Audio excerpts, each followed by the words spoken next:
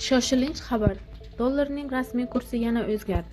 O'zbekiston Respublikasi Markaziy banki xorijiy valyutalarning o'zbek so'miga nisbatan 26 dekabr kuni amalda bo'ladigan qiymatini belgiladi. Unga ko'ra dollarning rasmiy kursi 10,87 so'mga oshdi va 12.078,47 so'mni tashkil qildi. Yevro kursi esa 5,29 so'mga oshdi, 14.234,48 so'm etib belgilandi. Rossiya rubli 1,52 so'mga balandladi va 155,23 so'mni tashkil etadi.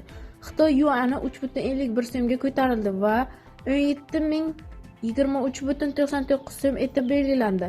Oltinning 1 grammi uchun narxi esa 5.800 so'mga oshdi va 1.788.400 so'mni tashkil qiladi. TradingView ma'lumotiga ko'ra, bugun 25 dekabr Toshkent vaqti bilan 16:00 holatida Bitcoin kursi 4.436.322 so'm oshgan va 1.5.206.548 so'm etib belgilandi.